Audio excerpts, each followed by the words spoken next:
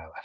Bien, entonces, bueno, buenas tardes. Vamos a partir con esta nueva sesión de Introducción a la Morfometría Geométrica y Ecomorfología. Y en la sesión de hoy, la sexta clase, vamos a estar conversando sobre la estimación del error de digitalización o el error de medición, que es una variable importante a tener en cuenta, considerando que nosotros vamos a asignar variabilidad fenotípica, ¿cierto? Que es la expresión de la variación morfológica del rasgo que estemos estudiando, ¿cierto? Vamos a particionar, ¿cierto? Estas fuentes de variación y les vamos a asignar forzantes o, asociaciones a estos cambios morfológicos. Entonces, como es importante y toda esta información se basa en la digitalización, entre comillas, correcta de los landmarks, ¿cierto? Es importante que cuando nosotros estamos haciendo estas estimaciones de variabilidad, consideremos también medir, tener una estimación del error de la digitalización. ¿Ya? Entonces, la forma más fácil de tratar de explicar esto es haciendo un ejercicio. ¿Ya? Entonces, la idea de este ejercicio va a ser justamente que ustedes aprendan de una de las formas, ¿cierto?, para poder estimar la variabilidad del error. ¿Ya? La variación del error, en este caso, es una partición de los errores asociados al proceso de digitalización post GPA. ¿Sí? Cuando hablamos de GPA me refiero al análisis generalizado de proclustes, ¿cierto? Entonces, lo que hacemos posterior al GPA, ¿cierto? Que ustedes saben ya, que son tres procesos en uno, que es centrar, escalar y girar, ¿cierto? Cosa que todas tengan entonces un mismo centroide. Tenemos, a partir de eso se hace la estimación de las distancias de proclustes, ¿cierto? En ese caso ya habíamos visto en la clase pasada que la distancia de proclustes es la distancia que hay entre dos landmarks, ¿cierto? Pero que son de dos distintos individuos o objetos, ¿sí? Entonces, una vez que hecha esta superimposición, la distancia que queda relativa entre el landmark 1 del objeto 1 y el landmark 1 del objeto 2, ¿cierto?, va a corresponder a la distancia de proclustes, ¿sí? Matemáticamente es la suma, ¿cierto?, de la distancia, de todas esas distancias que hay entre landmark de una configuración, se elevan al cuadrado, se suman y se saca la raíz de ese valor, ¿sí? Entonces, matemáticamente muy parecida a la del tamaño del centroide, y con eso tenemos entonces la estimación de la distancia. Esta distancia entonces la medimos entre individuos, ¿cierto? O entre objetos, pero también tenemos que tener una estimación de la variación dentro del mismo objeto, ¿sí? Y de esa forma, con esa aproximación, vamos a tener una estimación del error de digitalización o en este caso de la medición, ¿sí? Entonces, ¿cómo lo llevamos a cabo? Al menos deberíamos tener dos fotografías de un mismo objeto, ¿sí? En este caso, el objeto es una larva de pez, ¿sí?, una larva de peje sapo, ¿sí? Y tenemos exactamente el mismo objeto. Es el mismo objeto, pero tenemos una réplica, ¿ya? Estas réplicas solamente pueden ser dos fotografías de un mismo individuo, ¿sí?, o la misma fotografía del individuo, pero girada, ¿sí?, como en este caso. En este caso, no tengo dos fotos del mismo ejemplar, así que tomo la misma fotografía y la giro levemente y la guardo con otro nombre. Entonces ahí tengo una réplica, ¿ya? Entonces, para hacerlo vamos a usar el Procrustes ANOVA, ¿sí?, que es una ANOVA, pero basada en las distancias de Procrustes, ¿sí?, no en la media. Entonces, en este caso se digitalizan dos o tres imágenes por individuo, una imagen girada respecto a la otra puede ser, ¿cierto? Se realiza la superimposición de Procrustes y se estima la varianza no explicada, que en este caso va a ser el error, y su porcentaje. Si el error es bajo, idealmente menos de un 5%, se pueden atribuir los cambios de forma no a problemas metodológicos de la digitalización, que ese podría ser una fuente de error, ¿sí? Que ustedes, por ejemplo, no conozcan la estructura y por lo tanto al no conocer la estructura no la digitalizan en el lugar correcto, y eso se amplifica, ¿cierto?, cuando ustedes giran el objeto y vuelven a equivocarse, ¿sí? Entonces eso es una forma correcta, ¿cierto?, adecuada de poder cuantificar este error de medición. En el morfo J, o el morfo J, entonces lo que se va a la parte de resultado, ¿cierto? Donde se hace el análisis de propuesta de Nobel en variación primero y después en el resultado aparece acá, ¿cierto? Y si se fijan, aparece con los mismos componentes que un ANOVA típico, ¿cierto? Donde tienen la suma de cuadrados, los cuadrados medios, los grados de libertad, el F y el P, ¿cierto? Y tienen acá una ANOVA, basada entonces en la distancia de Procrustes, por eso tiene ese apellido, Procrustes ANOVA, tiene dos partes. Uno que se hace con el tamaño del centroide y otro que se hace con la forma, ¿sí? Entonces, es en esta parte donde dice Shape Procrustes ANOVA, es donde nos vamos a concentrar, ¿ya? Si se fijan acá, entonces tenemos dos fuentes, dos efectos. Tenemos la variación de los individuos, entre individuos o entre objetos, y el error que representa la variabilidad dentro del objeto, que en este caso sería la réplica. Tenemos los valores de la suma de los cuadrados, ¿cierto? Que igual que una ANOVA, entonces el valor observado, ¿cierto? Menos el promedio, ¿cierto? Y eso en valor absoluto.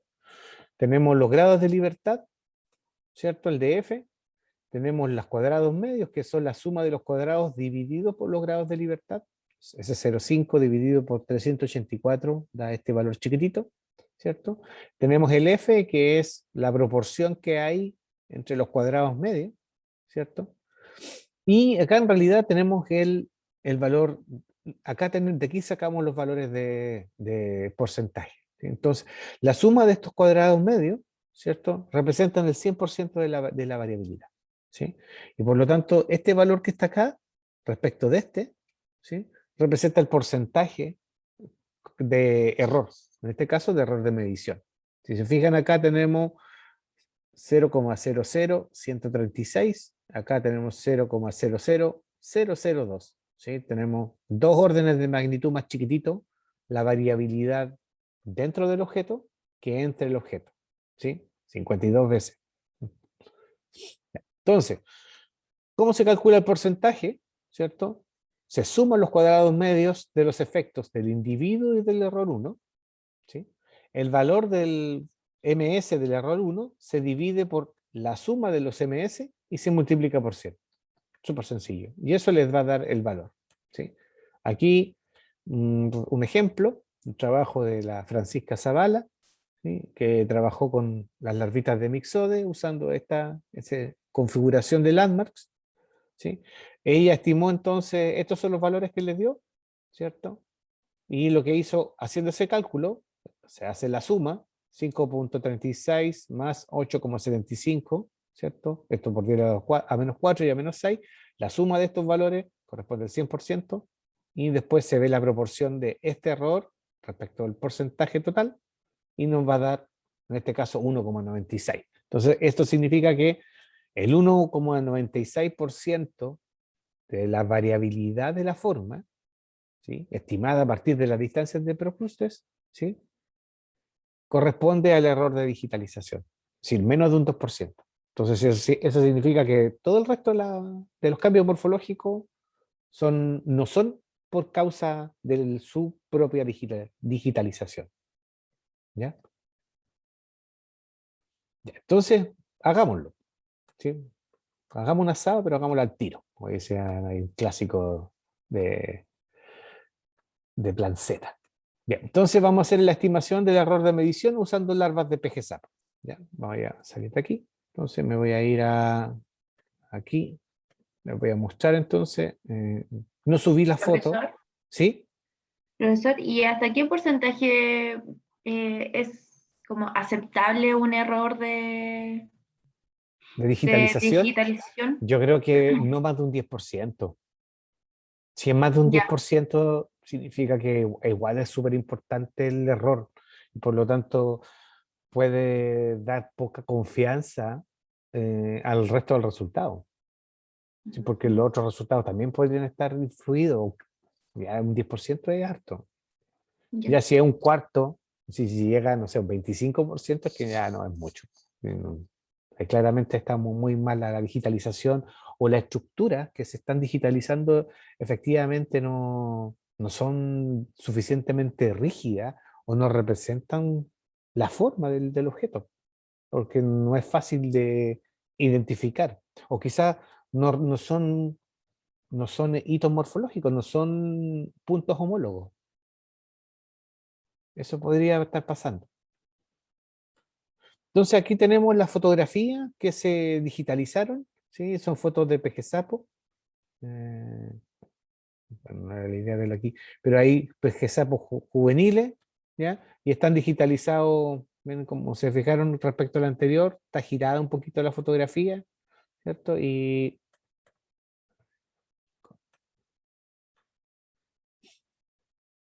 ahí se ven, ahí están las fotos de los pececitos, ¿ya? Entonces hay dos fotos por individuo, ¿cierto? Ahí se pueden observar. Entonces no están todas giradas para el mismo lado, si se fijan, ¿sí? No hay una cierta estructura, puede ser para cualquier parte, ¿ya? Porque lo importante es que uno esté digitalizando dos veces el mismo objeto, ¿sí? Para tener una réplica. Entonces, eh, el archivo que les envié fue este archivo .tps, ¿ya? Entonces esto lo vamos a abrir con... A ver, pero mejor voy a ir al TPS útil.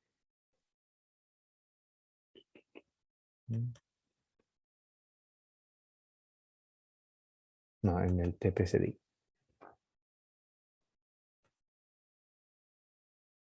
Ah, esto no lo tengo instalado. No, mejor que no. Sí, voy a abrirlo directo mejor en el Morpho.j para no retrasarlo. Entonces vamos a abrir, vamos a crear un proyecto nuevo. Este va a ser error digitalización. No hay simetría del objeto. La dimensionalidad es de 2 dimensiones. Vamos a usar un archivo .tps. ¿Sí? Y entonces vamos a ir a acá, cursos, mg, error medición. Aplicas create. Ya, ahí está creado. ¿Sí? Tenemos nuestro error de digitalización del set de datos. Y entonces vamos primero a hacer un ajuste de procrustes, ¿cierto? Vamos a alinear por ejes principales. Vamos a realizarlo. Ahí está la digitalización de nuestros animalitos, ¿cierto? Tenemos los resultados de la digitalización, ¿cierto? El análisis generalizado de procrustes, los archivos, las matrices de datos que se generaron. ¿Sí? Y vamos a entonces generar la matriz de covarianza. Ya, ahí está.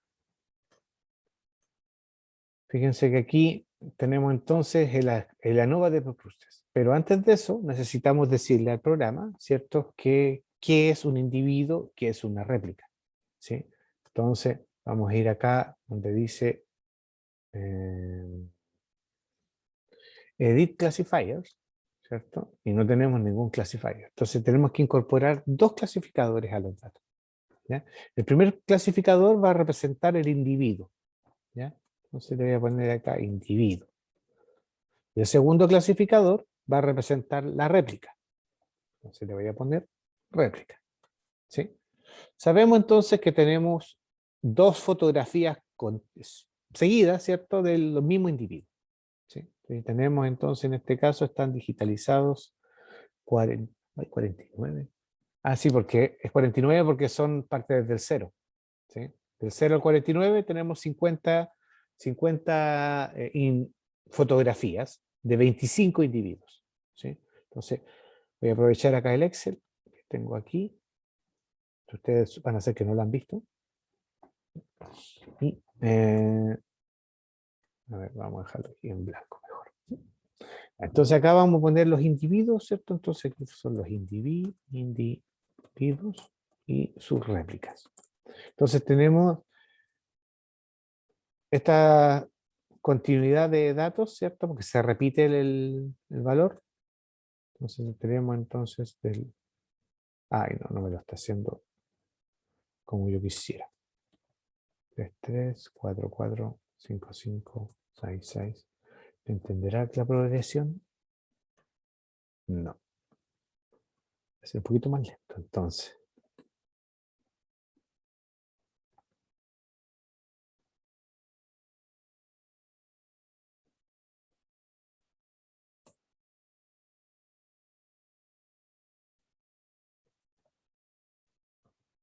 Bueno, si ustedes ya lo tienen hecho esto, pues siempre es más fácil.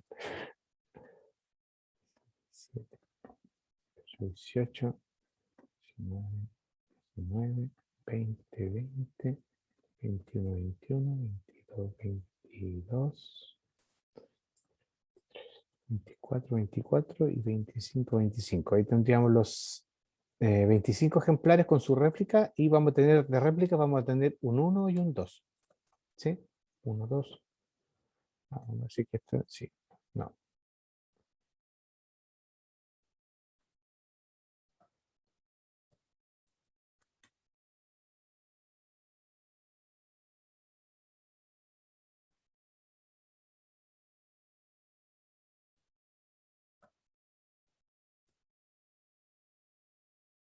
Ya. Entonces, sí tenemos una serie de datos que representan a los individuos, 1, 1, 2, 2, 3, 3, porque tenemos dos réplicas, ¿cierto? Y acá al lado tenemos 1 y 2 que representan el número de la réplica. ¿Ya? Entonces voy a copiar esta información, me la voy a llevar acá al morfo J o morfo J, la pego ahí. Entonces tengo los individuos y las réplicas, ¿cierto? Del individuo 0 al individuo 49. ¿Sí? Aceptamos entonces. Ya. Entonces ya tenemos la clasificación. Entonces me voy a ir aquí a variación. Voy a hacer la nova de Procrustes, ¿cierto? Entre individuos y réplicas. Voy a ponerle. Con el set new dataset, ¿cierto? Individuo, ¿cierto? Lado, en este caso se deja como nada. ¿Por qué? Porque este también nos va a servir para hacer las estimaciones de simetría. ¿Ya? Cuando se hagan estudios de simetría, bilateral, radial, lo que sea, pueden considerar acá hacer una comparación, ¿cierto? Esto también nos va a servir para hacer una partición de la varianza. ¿Sí? Con esto van a poder incorporar cuánto es la variación entre individuos y entre partes de un mismo individuo. ¿Sí? Acuérdense que en este caso, el lado, en este se refiere, por ejemplo, a una simetría bilateral. ¿Ya? Entonces, puedo estar digitalizando las dos partes de un mismo individuo, ¿cierto? Y eso lo puedo incorporar como un factor. ¿Ya? Acá en este caso, para hacer la estimación del error de medición, nos vamos a fijar aquí donde dice error 1. Entonces, aquí en error 1 vamos a poner la réplica. ¿Sí? Entonces, tenemos dos factores nomás, el individuo y la réplica. Y le pedimos aquí entonces que lo ejecute. Al ejecutarlo, nos entrega acá inmediatamente abajo, nos aparece los resultados que ya habíamos visto algo ¿cómo se llama esto? En la presentación. Tenemos entonces estas dos partes, ¿cierto? La nova que se hace, la nova de Procrustes del tamaño del centroide y la nova de Procrustes de la forma, ¿cierto? Donde tenemos la variabilidad del individuo y la variabilidad del error, ¿sí? Entonces tenemos acá, este es el valor, ¿cierto? El error de los cuadrados medios del individuo. Lo vamos a poner aquí. Voy a poner un punto. Y voy a volver acá. Y este que está acá es los cuadrados medios del error.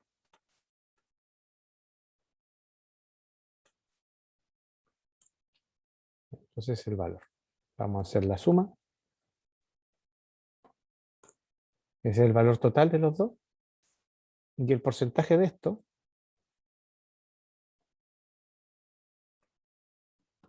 multiplicado por 100 nos va a dar el error de digitalización. Entonces en este caso, ¿cierto? 2,6 por 10 a la 5 respecto a 0,001, la sumatoria de esto es la varianza total, ¿cierto? Que está particionada en la variación entre los individuos y el error, que es todo lo otro, que en este caso es el error de digitalización. Entonces, en este caso, el resto del porcentaje. Eso dividido en esto multiplicado por 100, le da 98. ¿sí? Entonces la sumatoria debería dar 100. ¿sí? El 100% de la varianza. Entonces tenemos que 1,87% de la varianza está reflejando la fuente de error asociada a la digitalización. ¿sí? Entonces, si se fijan, el Morpho-J les permite hacer el Procrustes ANOVA, pero no les da ese porcentaje de error. ¿sí? El porcentaje de error hay que calcularlo como les acabo de explicar, ¿sí? Haciendo la sumatoria de estos cuadrados medios, ¿cierto? Que son la fuente de error asociada, o la variabilidad asociada a la variación entre individuos y la variación asociada a la diferencia entre digitalizaciones de un mismo individuo. Y eso nos da el valor. ¿sí? Entonces, si se fijan, es bastante sencillo de llevar a cabo, pero es muy importante de entregar esta información. ¿ya? No todos los estudios em, que usan morfometría geométrica incorporan esta estimación de error. Y es importante que se haga. Si ustedes tienen una tamaño muestral muy grande, no sé, 500 ejemplares o 500 objetos, no es necesario que digitalicen el doble de objetos por individuo. ¿sí? Es decir, no tienen que digitalizar 1000, ¿sí?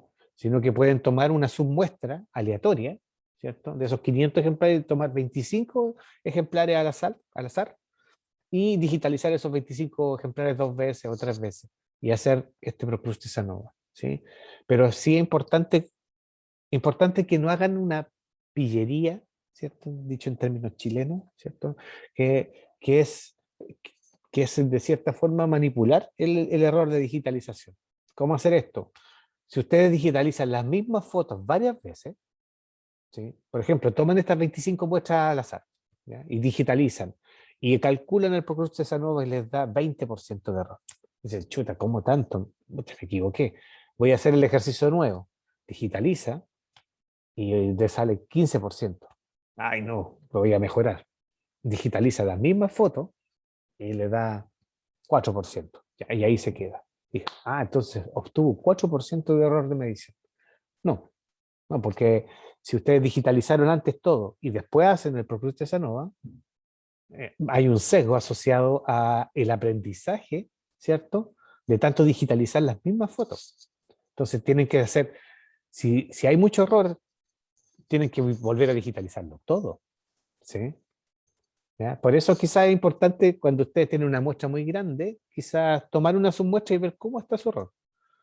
Porque eso significa entonces o que la calidad de la fotografía es muy baja, o que necesitan un poco más de entrenamiento para identificar la estructura que efectivamente están digitalizando o quieren digitalizar. ¿Ya? Bien, ¿alguna duda respecto a esta parte del ejercicio? Es bastante cortito esto del error de medición, pero eso no significa que no sea relevante. ¿Cuál es el porcentaje de individuos a digitalizar para el error? Yo creo que no hay, bueno, como muchos no hay un número así mágico, pero al menos unos 30 objetos, 25, unos 30 objetos al menos, ¿sí? 25, 30 y fotos, individuos distintos para digitalizar 60 fotos. Yo creo que unas 60 fotografías serían como lo mínimo, como para darle un poquito de fortaleza independiente de si son 100 o si son 1000. ¿sí? Ahora bien, si el número muestral es bajo, si ustedes tienen, no sé, 125, se pudieron recolectar, no sé, moviendo cielo, mar y tierra, se pudieron recolectar 30 ejemplares. ¿ya? No sé, por ejemplo, la María José que quiere digitalizar el Dorito, ¿cierto? Y no puede tener más porque no hay más. Tendría que salir a tirar de piedra y obviamente no es la idea. Entonces, en ese caso, como no tiene muchos objetos, entonces en ese caso digitaliza 2 veces todo y así aumenta tu N muestral. ¿sí? Entonces ya no estás trabajando con 25 o 30 ejemplares, sino que terminas trabajando con 50 fotografías. Y eso le da un poquito más de fortaleza al estudio, a pesar de que tenga un N muestral chico. ¿sí? Pero para el error de digitalización yo creo que al menos unas 60 fotos. Que esté separado esto individuo réplica. ¿Ya? También va a depender si ustedes están considerando el lado, ¿cierto? Si están considerando simetría. Entonces quizás ahí el diseño tiene que ser un poquito más exigente y aumentar el número muestral, que ya tienen dos factores, el factor individuo y el factor lado. ¿Sí? Entonces ahí tienen otra fuente de error eventual. ¿Ya? Entonces también se puede particionar esto a partir del Procrustes ANOVA. Profesor, ¿Sí? ¿y este error es solamente para morfología geométrica, no para clásica? Sí, por lo menos sí, podrías hacer una ANOVA en ese caso, con las medidas, con mediciones hechas con múltiples fotos. Sí, podrías tener la misma aproximación para morfometría clásica. La única diferencia es que tendrías que medir, por ejemplo, en el caso tuyo, ¿cierto? Dos fotos, o ¿cierto? Dos fotos distintas de una misma flor. A la misma Ya, flor le sacas dos fotos sí. distintas y la mides. Ahora, Sí. yo no sé si va en la medición porque tú usas Caliper o usas fotografía o algún software de análisis de imágenes. Eh, no, la cámara nomás, profesor, y Imagen G. Ya. Sí. Entonces, en ese caso, quizás deberías no hacer las mediciones en forma consecutiva. Me refiero que si, por ejemplo, tienes dos fotos de la misma flor, no hagas las Ujú. mediciones consecutivas, porque te va a contaminar, entre comillas, con la primera medición. Entonces, ¿cuál es mi sugerencia? Ya, Sacar réplica de la foto, ¿sí? Sacar réplica de ya. la foto y después desordenarla. Es decir, ponerle algún código que te la haga medir en forma aleatoria y después vaya anotando los datos nomás. Y así después no te quedan muestreos independientes. O la otra, que sea, por ejemplo, un día mides la foto A de todos los objetos. Tienes A y B, supongamos, ¿cierto? El Ujú, objeto A1 tiene foto A, foto B. Objeto 2, foto A, foto B. Entonces, ujú, el día 1 hace las mediciones de la foto A, ujú. el día 2 hace las mediciones de la foto B. Ya Entonces entiendo. ahí tienes dos medidas de un mismo objeto y después haces una nova con esas medidas. Esa es la réplica, pues, ¿no, profesor? Claro, pues, esa sería la Esa es la réplica. réplica. Claro. Ya. Porque una réplica no es que yo tengo una foto y esa foto la mido dos veces, pues. No, No, ya. no, pues tendrías que medirla en dos objetos distintos. En este caso, en dos fotos diferentes. Aunque sea Ah, el mismo foto. Ahora bien, por eso te digo que lo ideal es que sea en días distintos. ¿Ya? mm, Porque puede que te dé el mismo valor.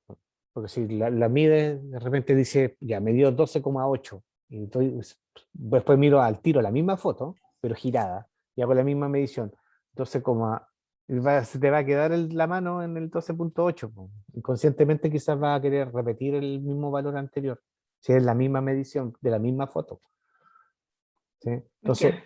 por eso mi sugerencia es que sean en días distintos. Así es totalmente eh,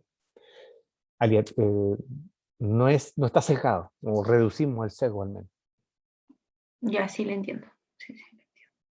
Ya, gracias. Listo. Bien, entonces vamos a ver la siguiente parte, entonces, que tiene que ver con la alometría. Sí. Entonces, este es otro de los conceptos importantes que obviamente hay que tener en cuenta cuando hacemos estudios de organismos que tienen distintas etapas en su ciclo vital y que sufren cambios importantes a lo largo de su ontogenia. ¿Sí?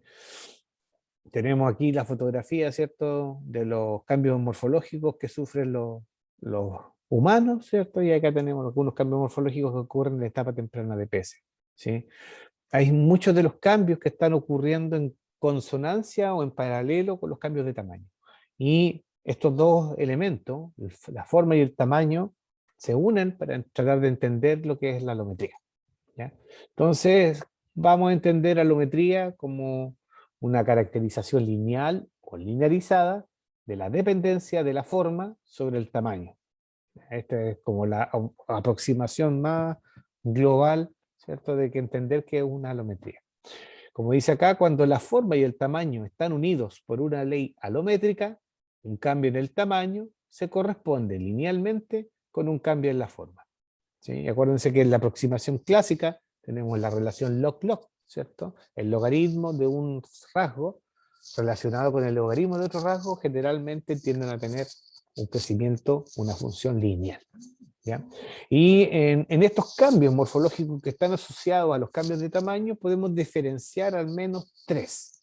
¿Sí? Tres cambios morfológicos asociados a cambios de tamaño que ocurren en diferentes estadios de los organismos que nos sirven para comparar, hacer comparaciones de la alometría. Cuando consideramos entonces la historia de vida del objeto, ¿sí? Del individuo, ¿cierto? De la especie, ¿cierto? Y vemos cómo va cambiando a medida que va creciendo, ¿cierto? Una planta, ¿cierto? Desde el estado de semilla, una plántula, una planta, ¿cierto? Un insecto que pasa por huevo, larva, pupa, ¿cierto? O los peces, ¿cierto? Larvas, juveniles, adultos, ¿cierto? Estamos hablando entonces de una alometría ontogenética, ¿sí? Tenemos que los datos son series de crecimiento con organismos a diferentes estadios de crecimiento, estadios de desarrollo. En cambio, si consideramos solamente un estadio de desarrollo, que pueden ser los adultos, o solamente las larvas, o solamente los juveniles, estamos considerando entonces la variabilidad también dentro de una especie o población, estamos hablando de alometría estática, ¿sí? Como dice acá, los datos se enfocan en la variación de un estado de crecimiento en particular y dentro de una especie o población. Ahora bien, cuando hacemos la comparación de la variación de forma respecto al tamaño, pero a nivel de familia, del género, es decir, entre especies, ya estamos hablando entonces de alometría evolutiva, ¿sí? Que está basado principalmente en métodos comparativos. ¿Ya? Tenemos dos escuelas de pensamiento respecto a lo que se entiende por alometría. Tenemos la escuela de Huxley y Jolicoeur, que es la que está basada en la relación lineal de dos rasgos, ¿cierto? Tiende a ser generalmente, o en su inicio es bivariada, ¿sí? Pasando después a ser multivariada. Enfatiza la covarianza entre rasgos como consecuencia de la variación en el tamaño, ¿cierto? No involucra una distinción entre forma y tamaño, y eso es relevante, ¿sí? En estas aproximaciones siempre el tamaño está en forma implícita en el análisis, ¿sí? ¿Por qué? Porque son mediciones lineales de estructuras corporales, ¿sí? Tenemos la longitud del pétalo, la distancia, la altura del cuerpo de un caracol, el largo del caparazón de un crustáceo, etcétera. Son todas medidas lineales, ¿cierto? Y por lo tanto, cuando se muestra esas covarianzas, ¿cierto? Estas covarianzas entre dos o más rasgos, ¿cierto? Estamos siempre incorporando el tamaño, porque no podemos sacar el tamaño. Podemos reducir el efecto del tamaño con esta ecuación alométrica que vimos en la primera clase, ¿sí? Pero eso no quita de que la medición tenga un efecto del tamaño, ¿sí? ¿Por qué? Porque finalmente estamos trabajando con la variación. En el caso al extraer el tamaño con la ecuación alométrica, estamos viendo la relación respecto al promedio de los individuos, ¿sí? Así que no deja de haber un efecto del tamaño. En cambio, la escuela de Gould-Mosiman, ¿cierto?, define la alometría como covarianza entre tamaño y forma, y lo establece así. Por lo tanto, usa un estimador del tamaño y lo relaciona con un estimador de forma. Los considera entonces por formas separadas. Aquí tenemos un esquema de los distintos niveles de alometría, donde tenemos diferentes estadios de desarrollo a lo largo de la ontogenia, y estudiamos entonces estos cambios morfológicos. Estamos hablando de alometría ontogenética. Si estamos considerando solamente un estadio de desarrollo en una sola especie, estamos hablando de alometría estática, y cuando consideramos la alometría, ¿cierto?, de un mismo estadio de desarrollo, pero entre diferentes especies, estamos considerando la alometría evolutiva, ¿sí? Para estimar entonces la alometría, matemáticamente es relativamente sencillo. En este caso, en la dirección del cambio de forma es constante a través de la ontogenia, no es función del tamaño. Se puede representar la ontogenia de la forma por un solo vector, y dar un puntaje a cada individuo por su posición respecto al tamaño. Estos puntajes son obtenidos proyectando los datos de forma en una línea de la dirección del cambio de forma ontogenética, es decir, el vector del coeficiente de regresión cuando la forma es regresionada respecto al tamaño del centroide. Ya lo vamos a entender, ¿sí? Entonces tenemos acá, ¿cierto? Una regresión, esta es la forma de una regresión multivariada, ¿cierto? Entre la forma y el tamaño. Nosotros consideramos entonces la forma como las coordenadas de Procrustes, ¿sí? Las coordenadas de Procrustes, acuérdense que son una reorganización, una reordenación de los objetos en un nuevo espacio multidimensional, ¿cierto? Y esa nueva reordenación entonces se le asigna un valor, ¿sí? Que debería ser este. Y tenemos acá entonces en el eje X, deberíamos tener nuestra variable asociada al tamaño. Y en este caso vamos a usar un proxy del tamaño, que es el tamaño del centroide, ¿sí? Cuándo usar tamaño del centroide o cuándo usar logaritmo del tamaño del centroide depende del rango de tamaño de los objetos que estemos estudiando, ¿sí? Ustedes están usando un rango de tamaños muy acotado, ¿cierto? Porque están tratando de estudiar la alometría estática, ¿sí? Entonces en ese caso usamos el tamaño del centroide. Pero si tenemos una serie de fotografías de los objetos que van de individuos, objetos muy chiquititos, a individuos que son 2, 3 veces el tamaño del primer objeto, ¿sí? Es decir, hay una notable diferencia en el tamaño de los organismos, entonces usamos el logaritmo del tamaño del centroide. Entonces, matemáticamente, que lo que es la alometría en este caso, ¿sí? Es la regresión multivariada entre forma y tamaño, ¿sí? Y el ajuste de este modelo lineal multivariado nos representa el porcentaje de alometría que está presente en esa serie de objetos, ¿sí? También el programa les va a dar un valor P, ¿sí? Este valor P es lo mismo que el valor P del ajuste del modelo, ¿ya? Y para representar entonces la hipótesis estadística de que la pendiente, ¿cierto? La pendiente de este modelo lineal es significativamente distinta de cero, ¿sí? La forma en que la pendiente sea cero es que sea una línea recta. Una línea recta pero horizontal o paralela al eje X. Porque eso significa que la forma no cambia no cambia en función del tamaño, ¿sí? Y si la forma no cambia en función del tamaño, significa que no hay alometría, ¿sí? ¿Me siguen? Sí. Sí, ya, súper. Entonces, puede ser, en este caso nosotros también podemos considerar que la alometría puede ser un factor que ayuda a entender la dinámica de la variación morfológica del objeto o confunde, ¿cierto? Puede ser una variable que confunda en el análisis de la variación del objeto, de forma del objeto. Entonces, en ese caso, es importante extraer la alometría antes de hacer los análisis comparativos, ¿ya? Entonces, aquí tenemos, por ejemplo, extrayendo la alometría, ¿cierto? En este caso, puede ser que en una problema... ¿Sí? Resulta, ¿qué significa que la alometría sea del 14,69? Significa que de todos los cambios morfológicos que están ocurriendo, el 14,69% de esos cambios morfológicos son alométricos. Si son cambios de forma que están covariando con el cambio de tamaño. Y en este caso significan, y acá podemos identificar cuáles son esos cambios. En este caso, por ejemplo, tenemos la imagen, a diferencia de los otros objetos que nos muestra el Morpho-J, ¿cierto? En este caso, el color gris representa la imagen inicial y el color negro representa la imagen final, ¿sí? Entonces aquí estamos viendo que ontogenéticamente hablando, las larvas más pequeñas tienden a ser más delgadas, ¿cierto? Son más delgadas y son más rectas, ¿cierto? Y en los individuos más grandes, los individuos tienden a ser mucho más gruesos, mucho más altos, ¿cierto?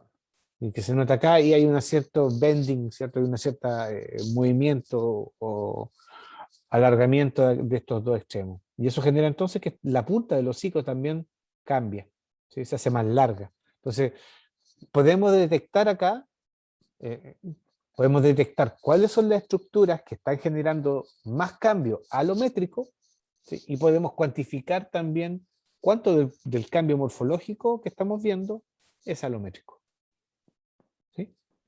Entonces, eso significa el T porcentaje.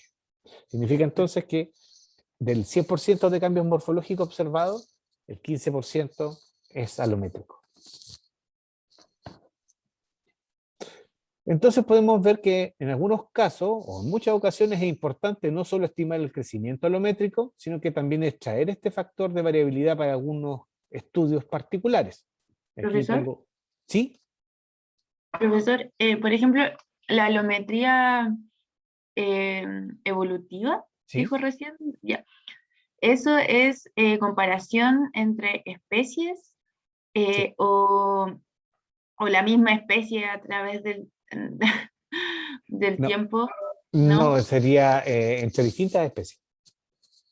Sí, Ya, ¿del entre- mismo género o puede ser así como... Pueden ser la misma familia. Es decir, lo importante es que sean especies que tengan un cierto grado de emparentamiento filogenético.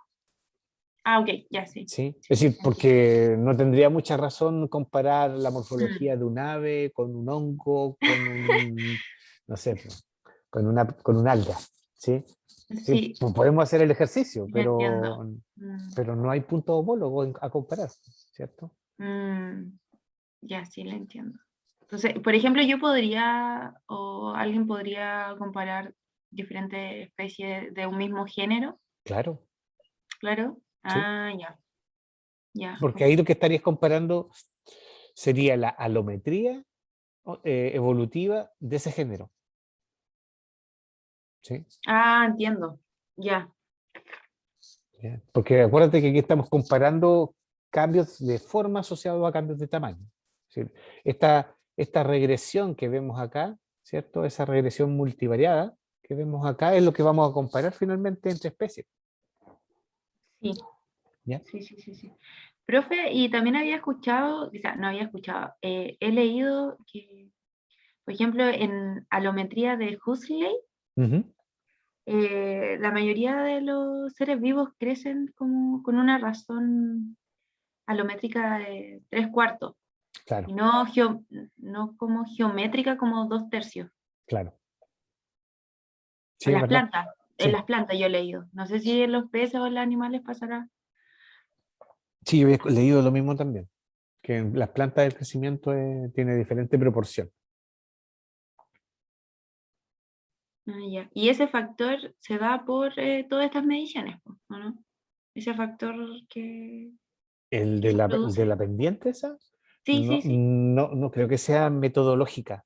A mí me da la impresión de que tiene que ver con una proporción de la naturaleza que es distinta, ¿no? Mm. Porque es decir, se usa el mismo método para plantas animales, ¿cierto? Pero la pendiente en este caso de la relación log-log es distinta. Ah, ya. Ya lo entiendo. Sí, porque ahí se usa el log-log. Sí. Sí, exacto. Entonces aquí, por ejemplo, tenemos tres casos, tres preguntas donde eventualmente sería necesario extraer la alometría.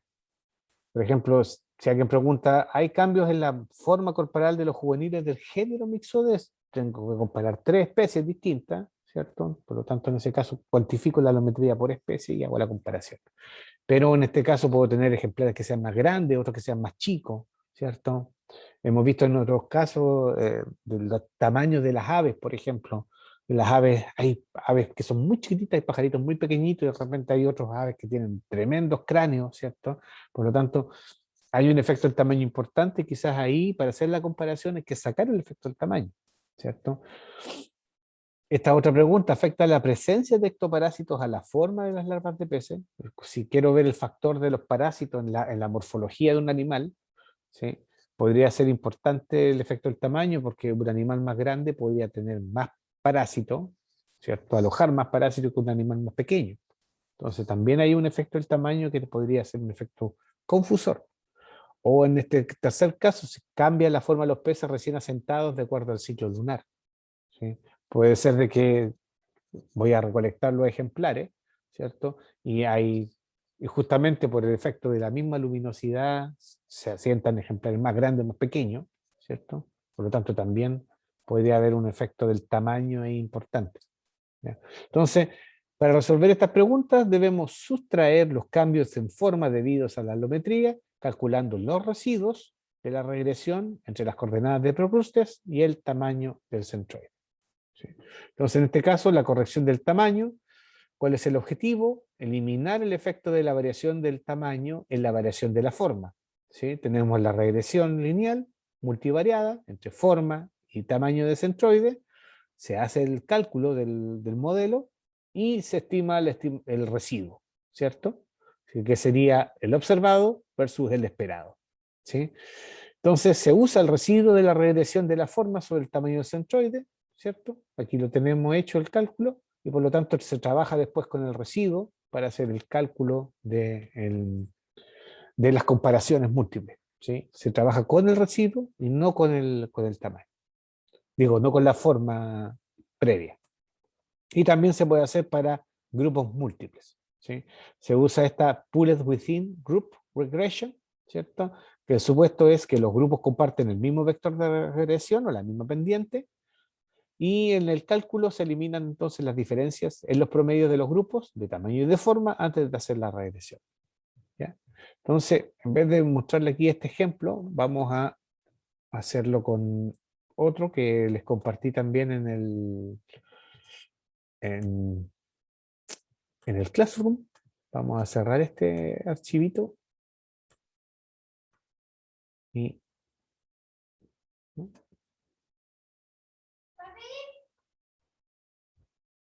Espera un poquitito. Bien, entonces, voy a compartir acá la pantalla.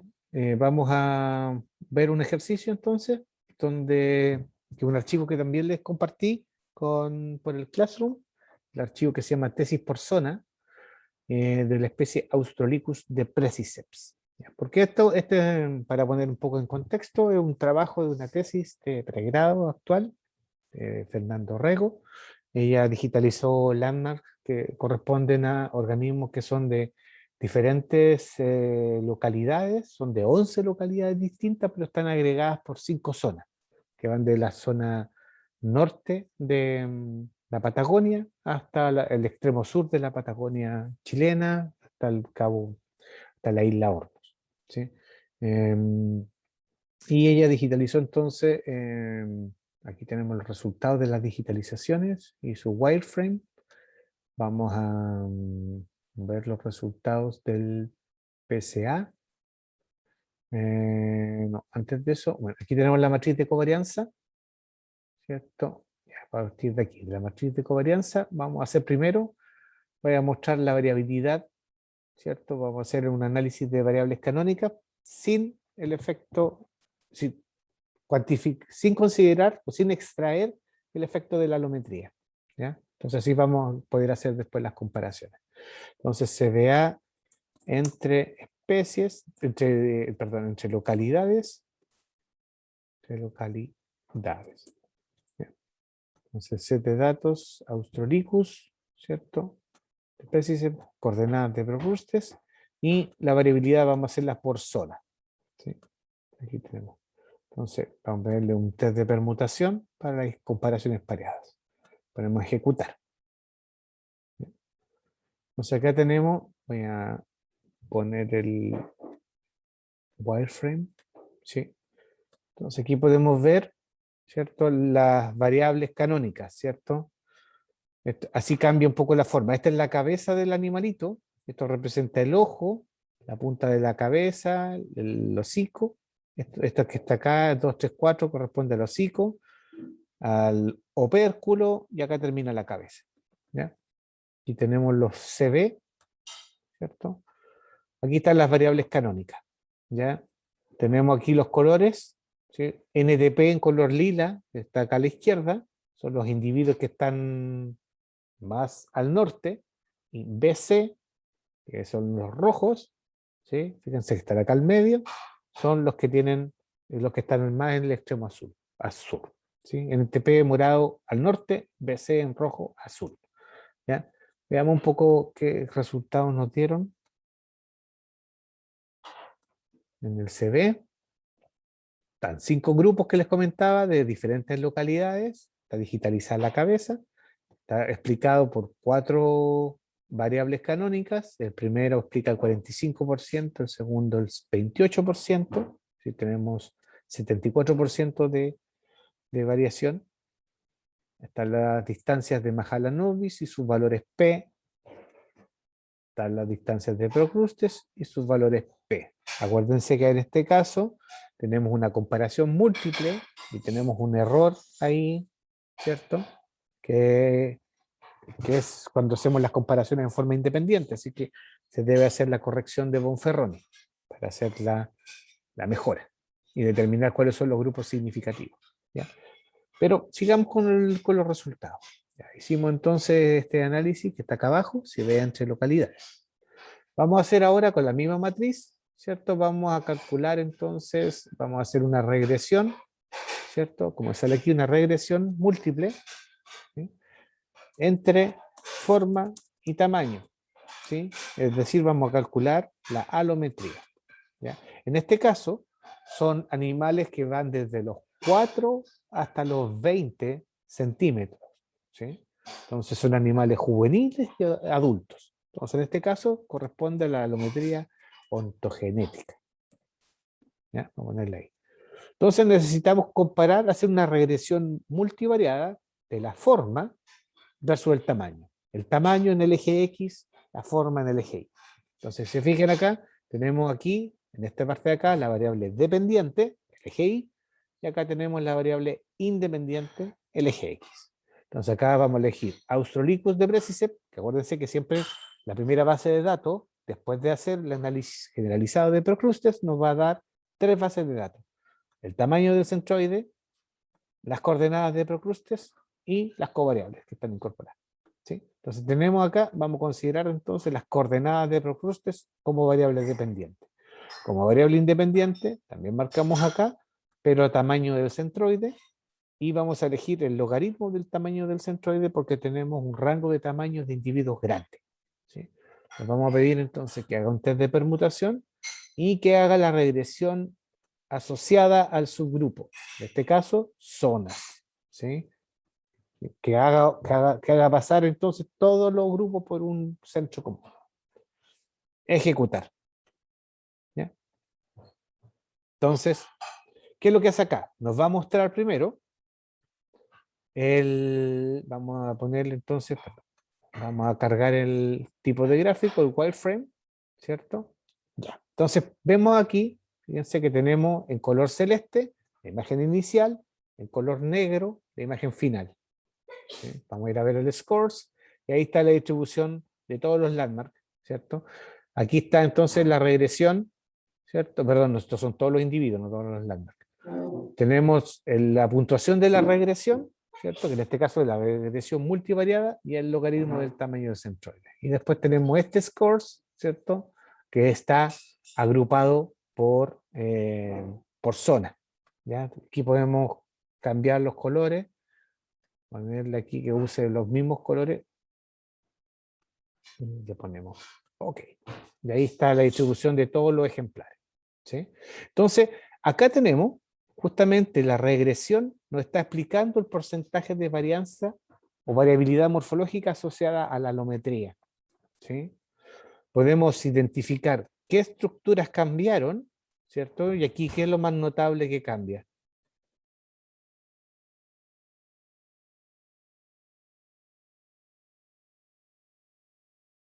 La cola. La cola, O sea, bueno, esta es el opérculo, ¿eh? Como la parte final de la cabeza. Ya, la cabeza, ¿sí? ¿Qué otra cosa más ven que cambie? el ojo. No, El ojo. Ojo acá, fíjense. En color celeste está la imagen inicial, ¿sí? Que serían estos individuos de acá. En color azul tenemos la imagen final, que serían estos individuos de acá, individuos más chicos, individuos más grandes. Entonces, el tamaño del ojo, fíjense que a medida que el individuo crece, el ojo se hace más pequeño, proporcionalmente más pequeño. Y acá estos que son poros sensoriales, también tienen algún cambio desde una posición más horizontal a levemente curvada, especialmente este último poro sensorial subopercular. ¿Ya? Entonces sabemos identificar cuál es la estructura que está cambiando, podemos ver, hacer la regresión de esto, y esto está acá en resultados, ¿cierto? Que está justamente acá abajo, y aquí nos da el porcentaje predicho. Y este porcentaje predicho en este caso representa la alometría ontogenética. ¿Sí? Entonces tenemos el valor de la regresión múltiple, ¿cierto? Estas son las variables, ¿cierto? Ahí está el logaritmo del centroide de cada uno de los landmarks, ¿cierto? Y está hecho la regresión múltiple y nos dice entonces que el porcentaje de predicción del modelo es 3,70%, por lo tanto la alometría ontogenética es de un 3,70%. Y después hace un test de permutación contra la hipótesis nula de independencia, es decir, en este caso, si la pendiente es distinta de 0, y nos da un valor P menor a 0,0001. Es decir, altamente significativa, y por ninguna parte, entonces vemos que esta pendiente es igual a 0. ¿Sí? Entonces, ahora lo que vamos a hacer, ¿cierto? Es volver a hacer, vamos a volver a llevar a cabo este CBA, ¿cierto? La comparación entre grupos, pero ahora sin la alometría. ¿Por qué? Porque no sé si en la distribución de tamaños entre las localidades es igual o no es igual. Lo más seguro es que no sea igual. Por lo tanto, el tamaño puede estar afectándome la comparación entre localidades. ¿Sí? Porque puede ser de que en un lugar, por ejemplo, más al norte tengo puros ejemplares juveniles, más al sur tengo puros ejemplares adultos. Y al hacer la comparación, estoy contaminando, por decirlo de alguna forma, la comparación al incorporar el tamaño. ¿Ya? Entonces, vamos a hacer el CBA, ¿cierto? Vamos a hacerlo acá. Ahora vamos a ver si lo podemos hacer con este. Vamos a hacer de nuevo una regresión, ¿sí? Ahora regresión de los residuos de la regresión entre forma y tamaño. ¿Sí? Entonces, fíjense que aquí yo lo que hice fue apretar acá la regresión. Entonces voy a pedirle que usar los residuos de la regresión como variable dependiente y como variable independiente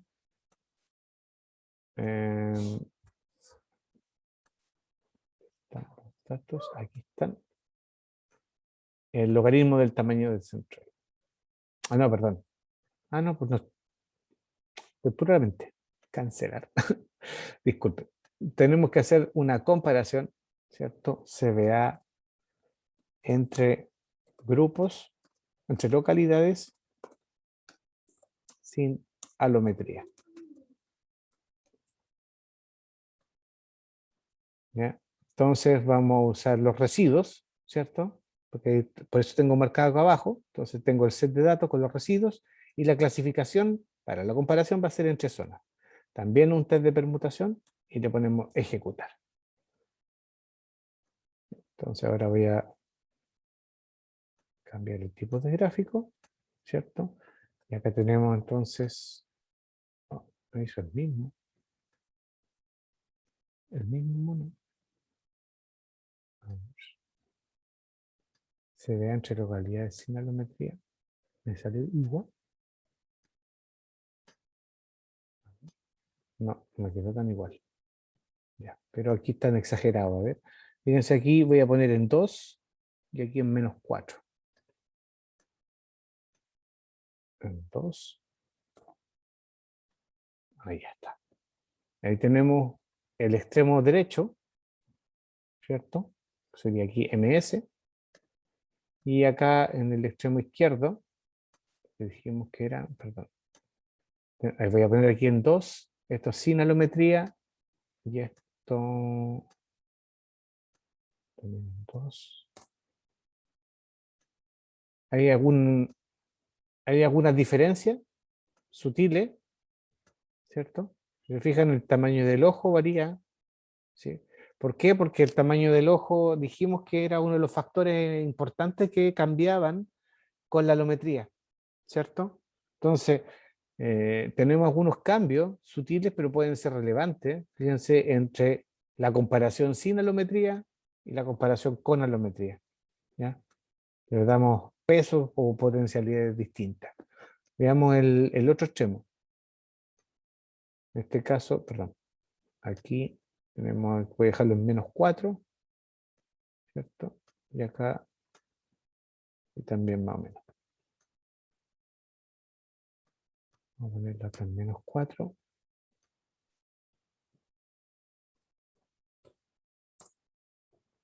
Un hocico abierto, un hocico más corto. Y acá también vamos a ponerle, no, scale factor -4. Ya. Nuevamente el tamaño del ojo, ¿cierto? Se ve afectado por la alometría.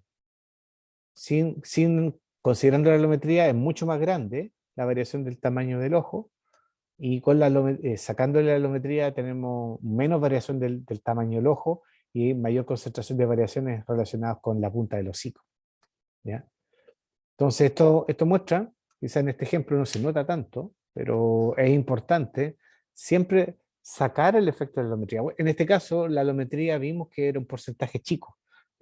Según el cálculo, ¿cierto? Nos salía menos de un 4%, ¿sí? A diferencia de lo que vimos en la presentación en la clase, ¿cierto? Donde se calculaba para el mixode un 15%. Entonces, la alometría puede ser importante o puede ser poco relevante, pero sí, al momento de hacer una comparación entre localidades, ambientes, sexo, grupos sexuales, ¿cierto? Es importante no solo cuantificar la alometría, sino que también extraer la alometría, ¿sí? Pero obviamente eso va a depender de la pregunta de investigación, ¿ya? Entonces, en este caso lo que quería enseñarles era que pueden cuantificar la alometría, ¿cierto? Y extraerla para hacer los análisis comparativos, ¿sí? Como estas comparaciones múltiples que hemos visto en otros casos.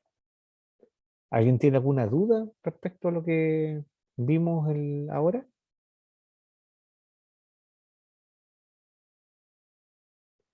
Porque lo importante sería que ustedes pudieran acceder ahora al-